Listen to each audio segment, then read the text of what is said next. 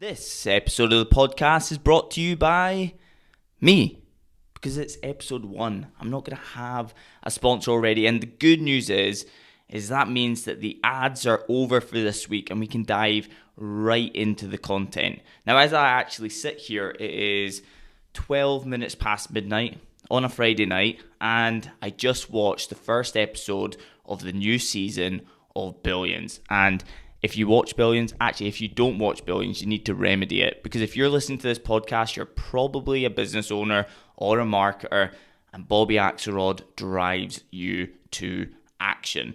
I just thought, after the first episode, I've been thinking about launching this podcast. I've been thinking about it. I've been planning it. I've got the microphone. I've got all the gear and no idea. And what would Bobby Axelrod do at 12 minutes past midnight on a Friday night? He would launch his new podcast. And so that's exactly what I've done. And we can just dive straight in to 3 different ways to grow your business with Instagram completely organically. And yeah, we can kick off right away. And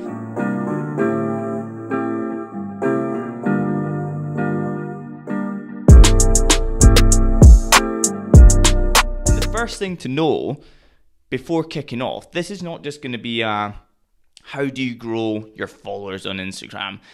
Followers on Instagram is something that people get very, very confused about when it comes to business. What is the benefit of having tons and tons and tons of followers on Instagram? There's 2 reasons why you would want them. First of all, social proof and positioning. So it's great if somebody visits your page, if you've got thousands and thousands and thousands, possibly millions of followers there. Second of all, if they are a highly engaged audience that are there for business purposes, then that's going to be an incredible warm audience to sell to. But for the most part, people who have thousands and thousands and thousands of followers or in the millions are more of entertainment channels.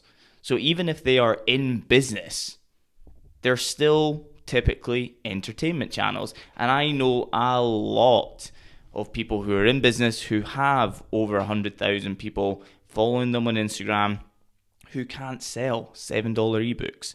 They really, really struggle to get by in monetizing that audience. And it's because they are typically an entertainment channel.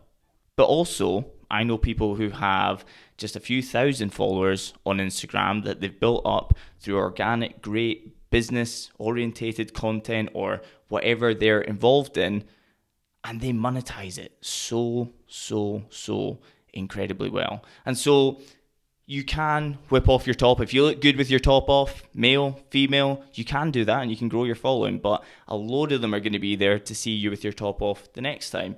And what you want to do if you're in business is to deliver value, get that warm audience who hang on your every word, who are waiting for that next tip that they can action, who trust you, who know you, and who are ready to actually spend money with you. And so what we're going to look at here is a few ways that you can use Instagram organically to actually grow that business of yours. Now, first of all, if you followed any of my stuff before, you'll probably have heard me talking about my Instagram poll strategy, something that I actually started in the worst way possible, I'd say. So this is with an e-commerce client that I have.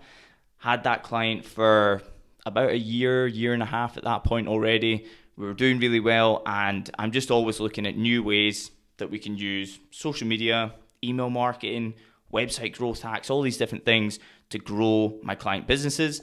And so Instagram releases stickers, they release polls, and so I thought, how about a lead generation poll here? And what I was actually selling at the time was boxes of meat. So like when I think about the people who have actually actioned this since I started releasing videos about it and talking about it, so many times I'm like, man, the first way that I used this and saw a proof of concept here was the hardest way possible probably to actually get it to work. And it worked for me, and no wonder it's working for everybody else. Now, what I actually did was I said, what do you rather, sirloin steak or rump steak? And then when everybody came back, because it's such a low ask to get people to vote on Instagram polls, I would then reach out to every single person who came back and who had voted, and I would say, thank you so much for taking part in the Instagram poll. It really helps us know what sort of meat packs we should be creating for our customers and our audience. Just as a thank you, here's a 10% discount code on any sirloin steak packs. And I would send that to anybody who voted sirloin steak. Then I would have one ready, which was like a carbon copy of the same response, but it was just about rump steaks and the rump steak packs that were on the website. And people went and took those codes and they went and purchased. And I thought, this is a light bulb moment. People should be using Instagram polls as a lead gen for their business, and not just to go straight in and typically not to ask them for the sale, but to ask them to become leads. So for instance, something that's worked really well, and this is an example that I use in my video, and it's a great way that it's been working for a lot of personal trainers, is you open with, what do you struggle more with? Building muscle or losing weight? And everybody will vote along and they'll go building muscle or losing weight. And then you can give it 23 hours, wait for the votes to come in. And then you message every single one of them. And you just have 2 messages that you're going to copy and paste and put out there to each one, depending on what they voted. And you would say something along the lines of, hi, Carol, thank you so much for taking part in my Instagram poll. It really helps me understand my audience and helps me create better content for you in the future. But can I just ask, what do you think is holding you back from losing weight? Do you think it's not knowing how to train? Do you think it's your nutrition? Do you think it's having somebody to be accountable to? Give them some ideas and let them pre-sell themselves into why they aren't getting the result that they want. From there, you can just jump in. You can say, I totally get that. That's what so many of my clients have, that same problem, and this is how we've overcome it in the past. And you don't even have to sell them at that point. You can say, do you know what? Why don't we jump on a discovery call? Or, you know what? Why don't you come in for a free session? And who knows? You could do that with a whole bunch of these people who responded to your Instagram poll. You can have a packed schedule for a couple of days full of free training sessions that then go on to turn into 3-year clients down the line. So the lifetime value of these customers as well can be absolutely incredible because you took the time to have a conversation with them. And there's that whole thing that Ryan Dice is saying at the moment, and it's a beautiful thing to talk about, is price per conversation. It's that when everything's become so automated and bot related, everybody's talking about messenger bots and all this stuff, and they are super, super useful for a whole bunch of stuff. And I'll do another podcast about them. But something to think about is that as things get more automated, people are reacting better now to people actually having real human conversations with them. So when you reach out and it's not a direct sale, it's not just like a LinkedIn in-mail. If you're on LinkedIn, you'll know exactly what I'm talking about. The amount of in-mail that you get from people they'll add you as a contact on LinkedIn and then they're just pitching. With this strategy, they get to pre-qualify and tell you what their problem is.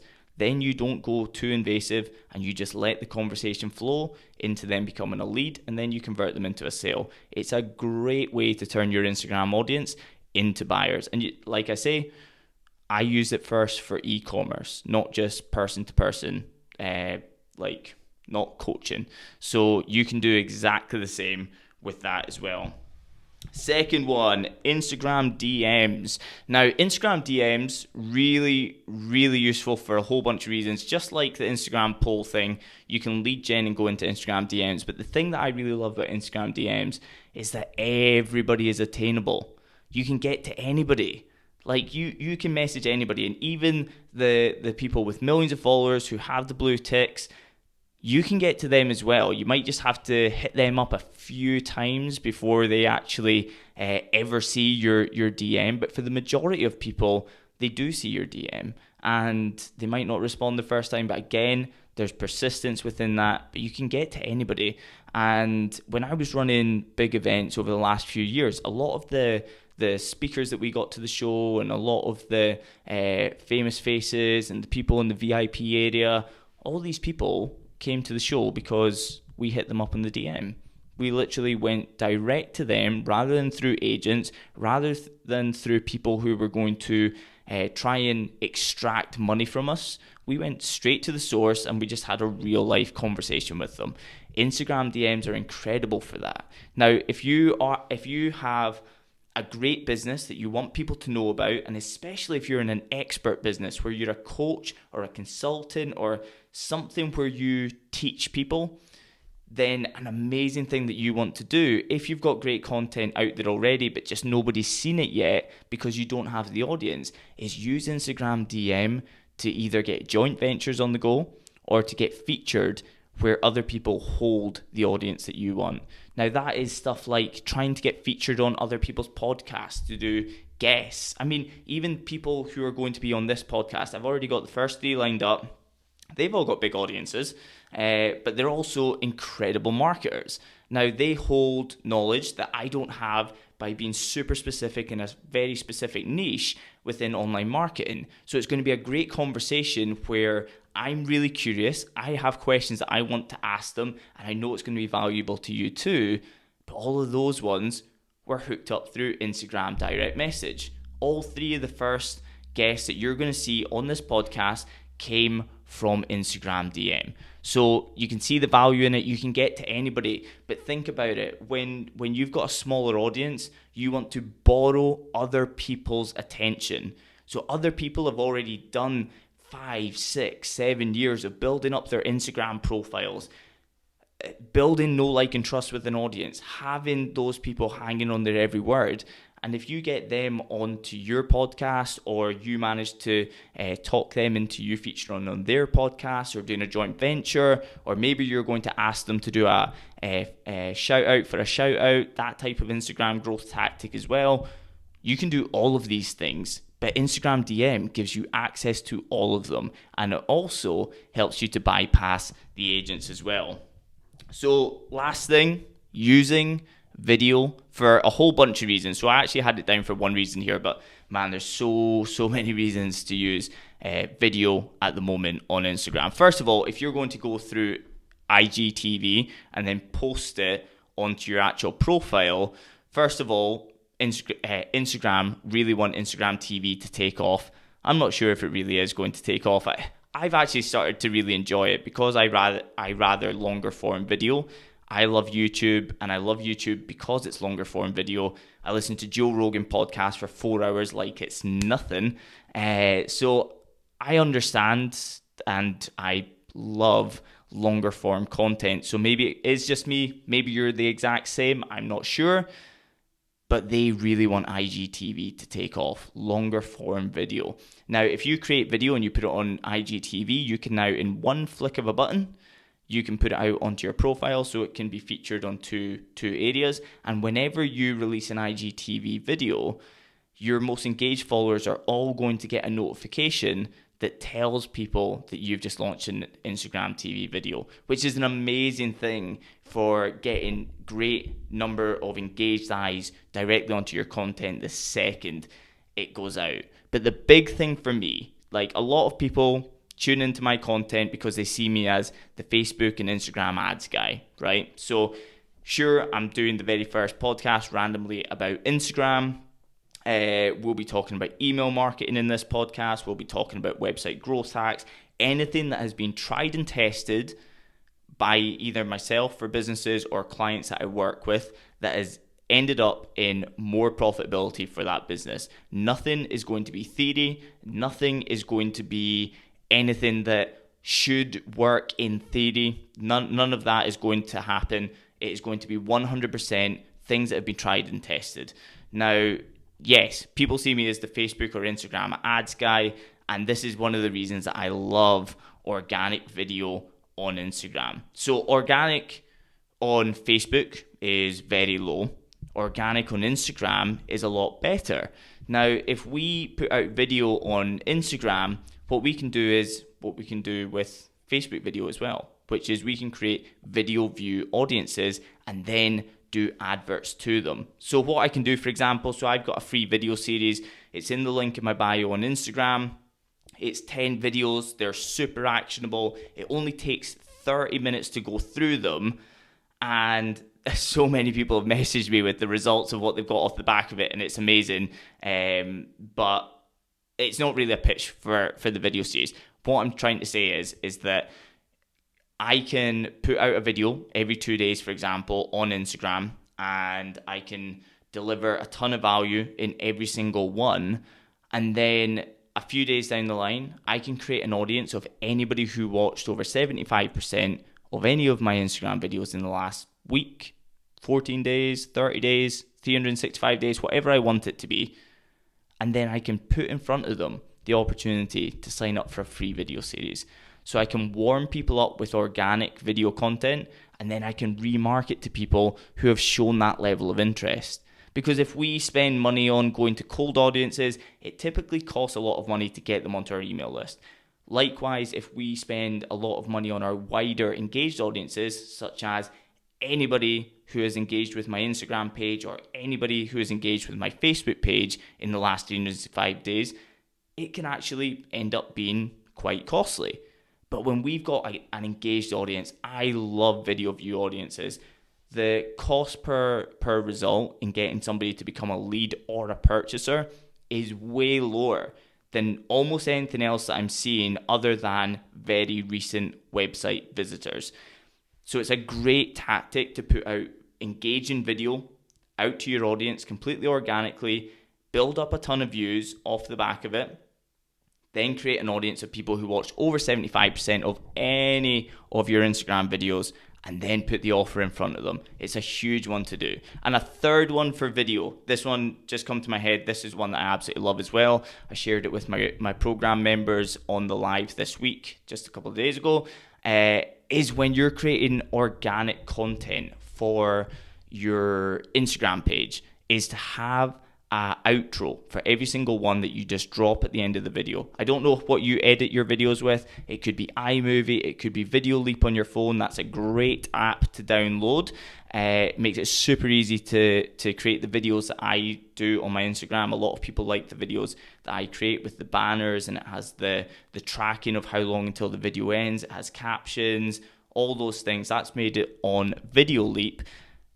So I'm not sure where you are going to create your videos, but if it's Video Leap or iMovie, if you create a 5-second outro that tells people what to do next, a ton of people are going to do it. Now, as an example, my own page, so I've got 2,300 or 2,400 followers on Instagram at the moment, I think it is, and every single time I put out a video, it always gets it always gets good feedback. It always gets a bunch of DMs of people asking me either about my program or asking to work with me or do something along those lines. Sometimes it's just people asking questions, which I love as well. I just love helping people anyway. But I've got an outro that just for 5 seconds just says free video training series, link in bio. It's super simple. It's 5 seconds, and it's at the end of every single one of my Instagram videos. Now, what it does is it monetizes all of my Instagram videos, because every single one that I put out, I get between 10 and 20 new people joining my email list through the video training series. And when they go through my funnel, they get the opportunity to book a call to discuss my program. So that always gets 1 or 2 people booking calls to discuss the program. Now, my program's £997. People know that already when they're signing up to the call. And therefore, if I convert one person, it's been well worth taking the time to stand in front of a camera for 55 seconds, create a video, edit it with an outro, and point them towards the link in my bio. You kind of want to do that with all your content, guys. Like, whenever you're on a web page on your website, if at the end of that valuable page, it doesn't tell them what to do next, then you're failing.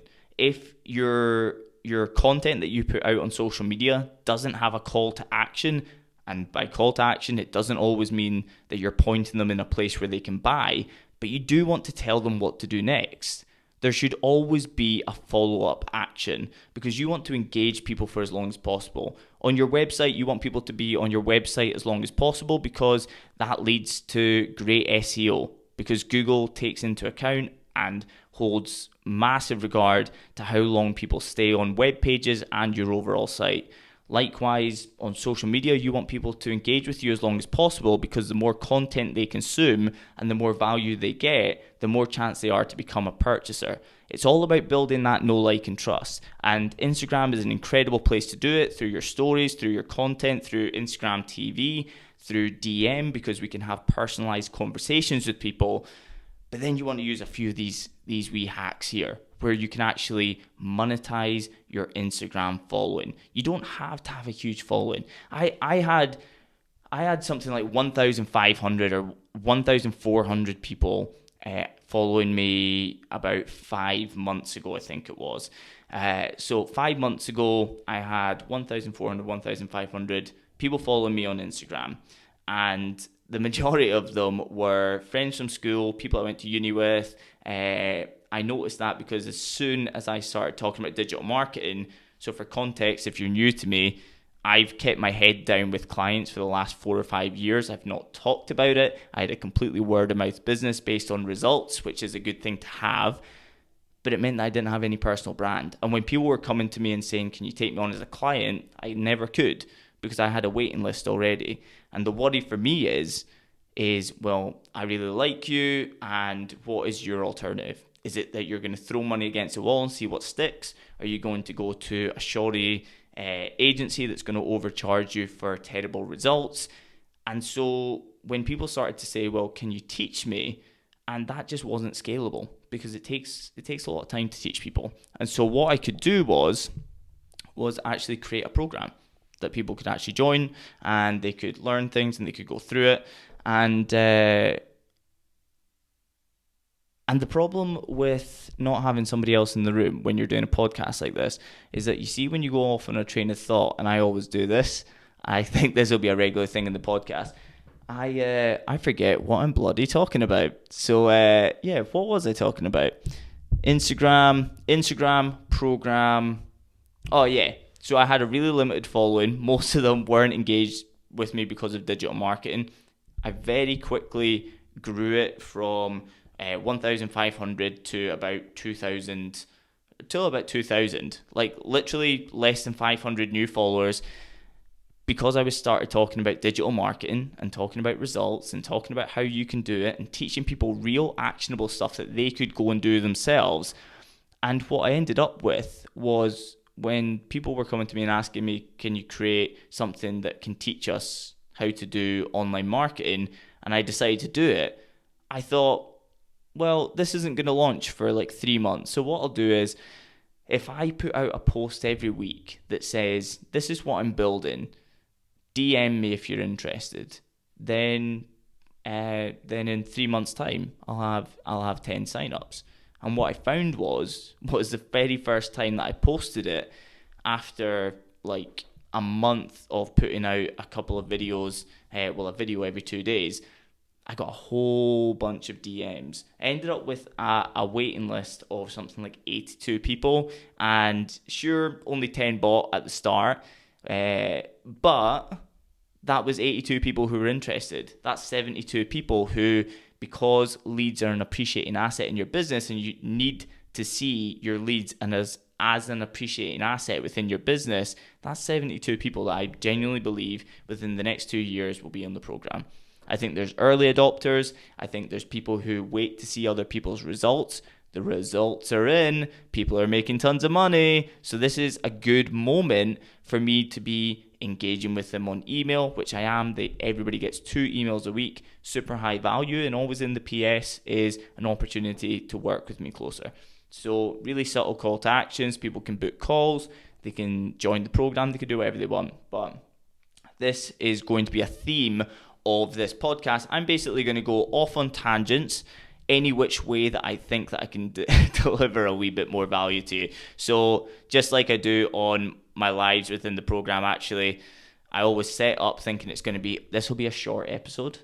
This one will be a short episode. It'll be about 30 minutes long, and then it's always about 2 hours long every Wednesday at 8 p.m.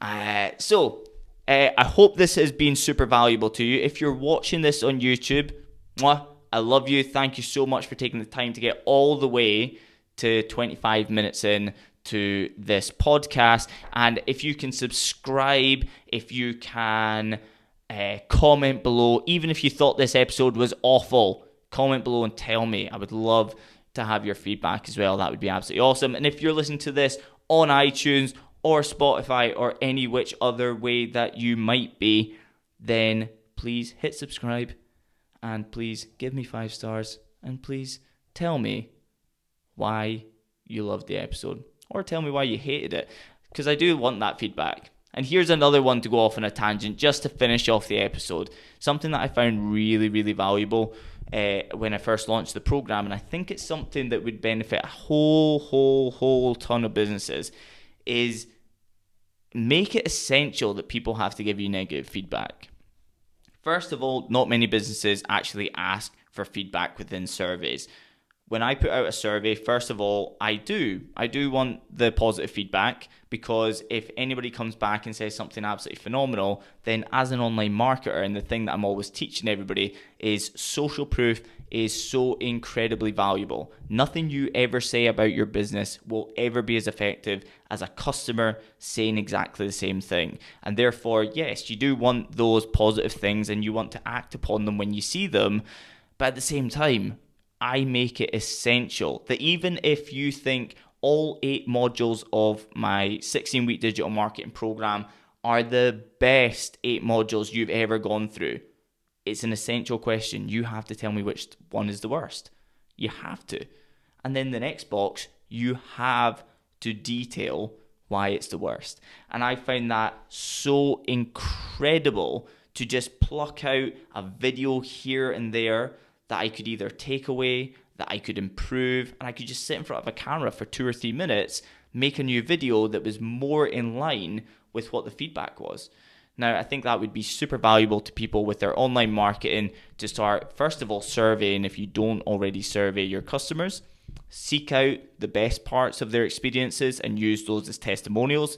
Second of all, make it essential that they have to give you the negative feedback so you can improve, and position it like that. You don't want to leave them with negative thoughts, but if you position it that, hey, I am desperate to make your experience even better than it already was. So please, I'm begging you to give me the negative feedback. And therefore, podcasts, whether it's iTunes, whether it's Spotify, whether it's YouTube, give me the positive and the negatives in the comments. I would love to have that feedback.